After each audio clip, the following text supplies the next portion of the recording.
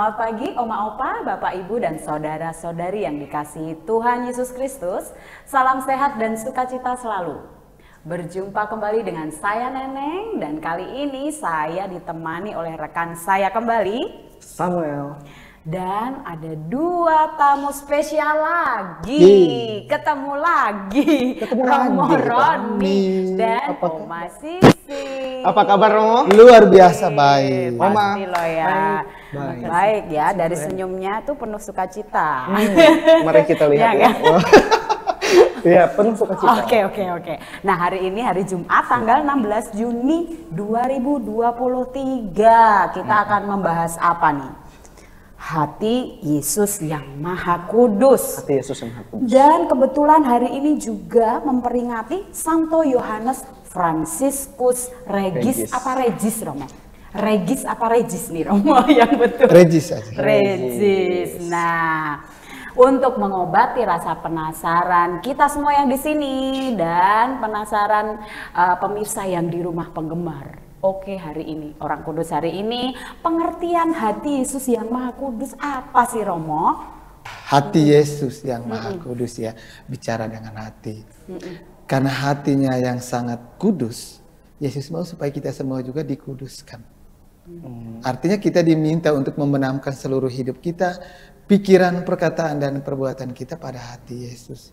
Agar apapun yang kita lakukan, apapun yang kita ungkapkan, disucikan dan dikuduskan. Hati Yesus yang Maha Kudus. Hati Yesus yang Maha Kudus itu satu kata yang terlalu agung untuk kita renungkan, dan itu kalau kita mau uraikan kayaknya tidak ada kata-kata yang cukup untuk mengungkapkan atau mendeskripsikan tentang hati Yesus yang Maha Kudus. Karena dari hati Yesus yang Maha Kudus mengalir kehidupan kepada kita. Mengalir darah dan air dari lambung yang Maha Kudus, mengalir darah dan air sumber kehidupan manusia. Lewat hatinya yang Maha Kudus itu, Yesus merangkum kita semua umat Katolik. Maka ketika kita merayakan Ekaristi Kudus, kita mengambil bagian dari roti yang satu dan piala yang sama. Artinya kita membangun komunio dan persaudaraan, dan kemudian ketika kita komuni, kita melekatkan diri dan hidup kita pada hati Yesus yang Maha Kudus. Hati Yesus yang Maha Kudus, karena memang Yesus itu Tuhan. Dan hatinya itu sangat luas. Hatinya sangat luas dan hatinya sangat kudus. Karena Tuhan, Yesus walaupun manusia seperti kita, namun dia tidak berdosa. Dan dari hatinya yang Maha Kudus itulah Yesus hadir untuk menyucikan dan menguruskan kita, orang umat beriman yang berdosa. Kita itu berdosa karena kita manusia. Seandainya kita tidak berdosa berarti kita bukan manusia, kita malaikat. Ya, karena kita berdosa, justru karena kita berdosa, Yesus hadir dengan hatinya yang Maha Kudus untuk menyelamatkan kita dan kemudian menghimpun kita di dalam hatinya yang Maha Kudus. Lalu yang berikut, di dalam hati Yesus yang Maha Kudus itu kita diminta, kita orang-orang Katolik kita diminta untuk belajar seperti Yesus. Menyucikan hati dan hidup kita. Karena segala sesuatu seperti Yesus bilang dalam Injil, yang buruk itu, yang mencemarkan, yang menajiskan, yang menjijikkan itu keluar dari hati. Maka kalau hati tidak kudus, hati tidak suci, hati tidak bersih, kata-kata dan perbuatan kita akan lebih menyakiti ketimbang menghibur atau mendatangkan sukacita. Oleh karena itu, kita belajar dari Yesus untuk perlahan tapi pasti, untuk senantiasa menyucikan dan menguruskan hati kita, supaya pikiran kita, perkataan kita, perbuatan kita juga kudus. Ya. Kalau hati tidak kudus, semuanya tidak akan kudus. Ya. Saya terpana dengan kata-kata Romo. Sampai bengong gitu ya. Hati kudus. Ya, menarik bagi apa yang kita keluarkan lewat mulut itu berasal dari hati kita. Maka untuk itu harus dilatih hati yang kudus itu. Kita mencoba untuk mencapai hati yang kudus seperti Yesus itu. Seperti hati Yesus. Seperti hati Yesus itu. Romo, itu butuh perjuangan. Itu butuh perjuangan. Nah, pertanyaannya, kapan dan bagaimana umat Katolik secara khusus mendoakan doa hati kudus Yesus? Jika kalau memang ada, apakah kemartiran itu mendaraskan doa yang sama? Itu. Kapan kita merayakan hati kudus Yesus ya, hati Yesus yang Maha Kudus. Kalau kita perhatikan dalam kalender liturgi, dan itu sudah tradisi ya, tradisi di dalam gereja Katolik. Setiap hari Jumat pertama dalam bulan, kita merayakan Ekaristi Kudus, kita mempersembahkan secara khusus kepada hati Yesus yang Maha Kudus. Semua umat Katolik dipersembahkan kepada hati Yesus yang Maha Kudus.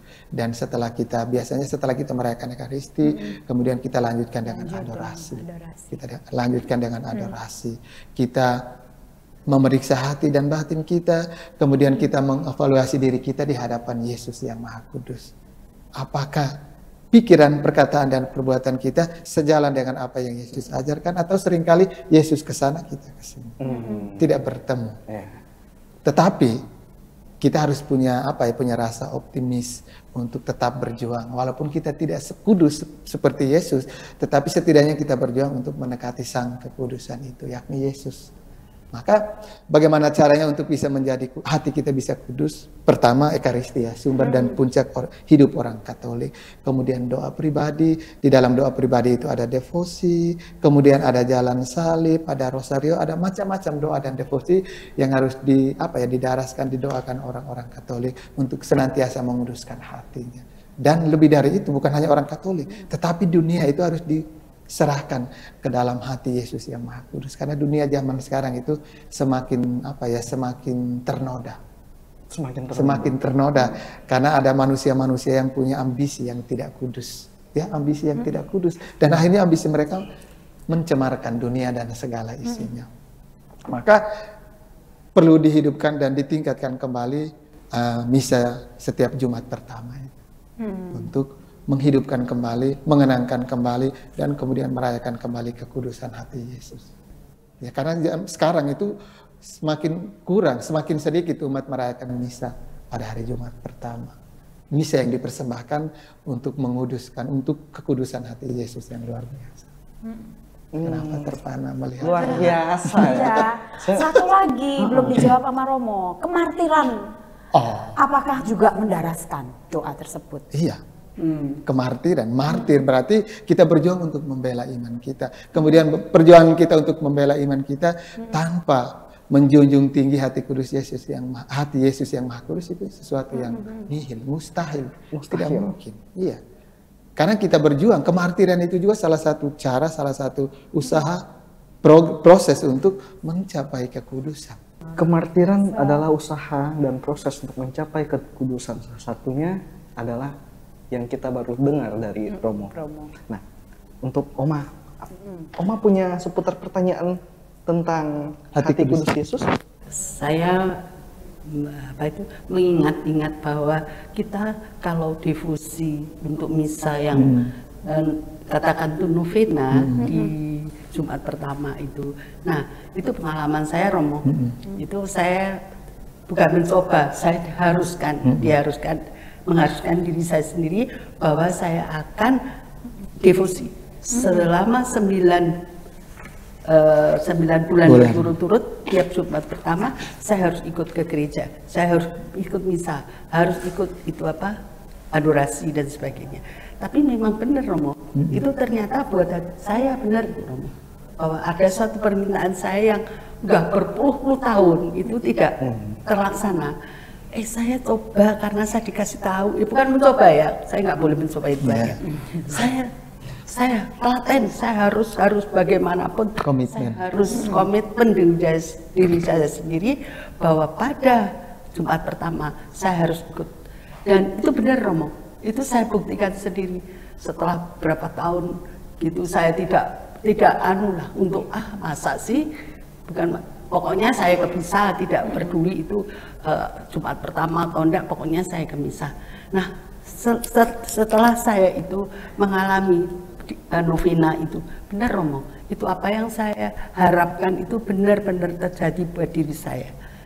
Dan satu lagi, Romo, saya pernah di satu gereja gitu ya, Romo, saya melihat gambar hati kudus, dan dalam gambar itu kelihatannya bukan gambar lagi gitu loh, Romo. Seperti ada air atau darah yang mengalir di hati itu. Saya bilang, waduh Yesus, betapa engkau ini menderitanya sampai hatinya itu berdarah-darah. Untuk siapa? Untuk saya. Terus saya satu kali juga karena mungkin saya terlalu terobsesi dengan itu, Suatu kali itu saya antara sadar dan tidak sadar dalam tidur itu Romo. Saya ketemu Yesus, diajak Yesus di satu hutan begitu ya. Di luar hutan itu, di depannya hutan itu, saya lihat suatu pemandangan yang bagus, terang, seperti apa laut atau cahaya begitu.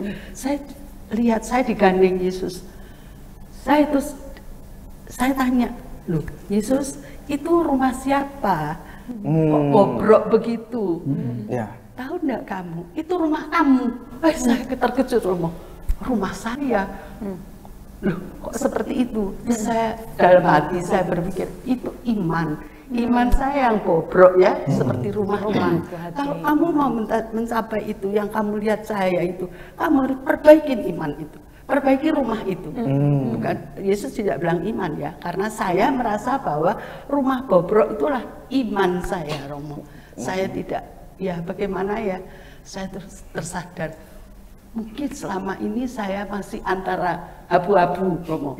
Ya, abu-abu antara saya benar-benar menghayati atau saya ya sekedar doa-doa saja. Itu Romo yang saya saya alamin sendiri seperti itu. Setelah itu saya sadar, mungkin saya kurang berdoa dengan tekun, mungkin saya bagaimana, mungkin saya suka gosip, suka ini dan itu, pokoknya saya sadar diri, Romo. Ya, itu mungkin seperti itu, Romo. Apa pasti seperti itu, bahwa Yesus mengingatkan saya, kamu itu hatimu masih bobrok. Ya, perlu dibenahi hati. Iya benar, Romo. Jadi saya lihat kok hati Yesus seperti itu. Bagaimana ya, dalam hati itu merasa, oh Yesus ini menderita buat saya, kok saya juga enak-enakan gitu, Romo. Sehingga mungkin Yesus memperingatkan saya dalam hal itu ya, bahwa rumah saya itu bobrok, iman saya itu bobrok, masih harus diperbaikin gitu, Romo. Bagaimana Romo menanggapi cerita dari Oma? Cerita dari Oma ya, ini pengalaman iman ya, pengalaman imannya Oma. Dan ketika Oma menceritakan pengalaman imannya itu, saya kayak dibawa kepada satu kesaksian hidup yang menarik dari Mother Teresa dari Calcutta. Cinta sejati mencintai sampai merasa terluka. Hati Yesus itu disobek-sobek karena cinta sejatinya kepada kita. Cinta sejati itu siap untuk berkorban, bukan siap untuk mengorbankan orang lain. Cantik sekali. Cinta sejati itu siap untuk berkorban, bukan untuk mengorbankan orang lain. Catat. Ya. Catat ya. Jadi kita ceritanya Oma itu juga menjadi himbauan bagi kita semua untuk kembali membenahi hati. Ya. Karena sering Oma bilang hatinya masih bobrok ya Oma. Itu karena mungkin seringkali hati kita menyakiti hati yang lain. Maka hati perlu dibenahi. Kita harus belajar seperti hati Yesus. Yesus hadir dengan hatinya yang Maha Kudus untuk menyembuhkan, bukan untuk melukai. Betul sekali. Yesus hadir untuk menyembuhkan, bukan untuk melukai. Dosa itu membuat kita terluka, Yesus hadir untuk menyembuhkan. Tetapi seringkali kita kurang terbuka, hati kita tertutup sehingga tidak disembuhkan, malah semakin bernanah. Diksinya keren-keren ya. Seperti penyair ya. Ternyata ya. Semakin kesini semakin mengeluarkan kata-kata yang perlu kita ya? Penuh dengan metapoetika yang luar biasa ya. Itu mungkin kecakapan MC menanggap. Ya. Berarti nilai-nilai itu kita petik di simbol hati kudus Yesus banyak loh. Ada kasih sayang di situ ya Romo ya, ada kesabaran, ada kebajikan, ada kerendahan hati yang pastinya doa juga kan. Iya ya Romo ya. Karena kalau ada gambar hati kudus Yesus itu di mana hatinya Yesus dililiti dengan duri yang sangat tajam. Oh iya ya, di gambar-gambar. Iya, betul. Maka duri itu saya pernah melihat itu. Ya. Apakah kita seperti hatinya Yesus atau seringkali kita berperan sebagai duri? Nah, secara tidak sadar itu. Karena kita kurang sabar, kurang bijaksana, kurang rendah hati seperti hatinya Yesus itu hati yang sabar, hati yang lembut, hati yang berani berkorban, hati yang mencintai secara utuh dan menyeluruh, tidak memilih-milih. Tidak pilih kasih dalam hati. Kemudian hati yang hati yang merangkum, hati yang mempersatukan, bukan hati yang mencerai-beraikan. Itu hatinya Yesus. Beda dengan hati manusia yang terkadang penuh iri, cemburu, dendam. Maka seperti kata Oma, kita perlu membenahi hati kita masing-masing supaya dari waktu ke waktu hati kita semakin mendekati hati Yesus. Luar biasa, saya sampai kehilangan kata-kata apa lagi yang harus saya keluarkan nih. Tapi untuk zaman ini Romo, ya, gimana? untuk zaman ini nih, pesan Romo untuk orang muda Romo. Nih, kasih tahu pemirsa orang muda. Ya, kebetulan ya saya ketua komisi kepemudaan Keuskupan Denpasar. Silakan. Tepat sekali ya pertemuan kita hari ini. Pesan untuk orang muda seperti tidak salah Paulus ya bilang. Kita harus apa ya? Kita harus menggunakan tubuh kita untuk memuliakan Tuhan. Menggunakan tubuh kita untuk memuliakan Tuhan, bukan menggunakan tubuh kita untuk memuaskan nafsu jasmani kita. Maka bagi rekan-rekan orang muda Katolik di Keuskupan Denpasar dan di tanah air, bahkan di seluruh dunia ini, mari kita merawat hati kita membenahi hati kita dengan berpedoman pada firman Tuhan, rajin merayakan Ekaristi Kudus, kemudian rajin berdoa dan berdevosi. Itu adalah jalan terbaik untuk membenahi hati dan hidup kita, supaya hati kita dari waktu ke waktu semakin menyerupai hati Yesus yang Maha Kudus dan Maha Sempurna. Jaga hatimu, karena di mana ada hati yang murni, di situ Yesus bersemayam dan meraja. Nah, itu tadi kan pesan untuk orang muda. Nah, sekarang pesan dong untuk Oma dan Opa. Iya, ya. Silahkan Romo. Kalau untuk Oma dan Opa ya, saya melihat, menyaksikan sendiri bahwa semakin usia kita semakin senja, terutama Opa Oma itu, mereka itu semakin rajin mendekatkan diri kepada Tuhan. Rajin ke gereja, kemudian rajin berdoa dan berdevosi. Oleh karena itu saya berpesan kepada Opa Oma, tingkatkan kehidupan rohaninya untuk menguduskan hati Opa Oma, supaya tiba saatnya Opa Oma beralih dari dunia ini, pintu surga terbuka untuk Opa Oma bisa merayakan hati Yesus yang Maha Kudus secara langsung bersama pemilik hati yang kudus itu di surga abadi. Amin. Wah, menarik sekali. Nah, The best. Romo, agar kita semakin layak dan pantas, kita kan semua bercita-cita untuk hatinya sama seperti hati Yesus. Mendekati menyerupai ya Romo ya. Kiranya Romo berkenan untuk memimpin doa penutup Romo. Mendoakan kita semua dan juga pemirsa yang ada di rumah. Kita menyiapkan hati kita untuk berdoa. Dalam nama Bapa dan Putra dan Roh Kudus. Amin. Tuhan Bapa yang Maha Murah, pertemuan kami hari ini berbicara tentang hati Yesus yang Maha Kudus. Tema atau topik ini semakin mengingatkan dan menyadarkan kami bahwa terkadang hati kami masih jauh dari hati Yesus yang Maha Kudus. Namun kami punya niat, punya kemauan, punya usaha dan perjuangan untuk membenahi hati dan hidup kami masing-masing berpedoman pada firman-Mu. Berkati Oma Sisil, Opa Oma yang juga menyaksikan acara ini di rumah.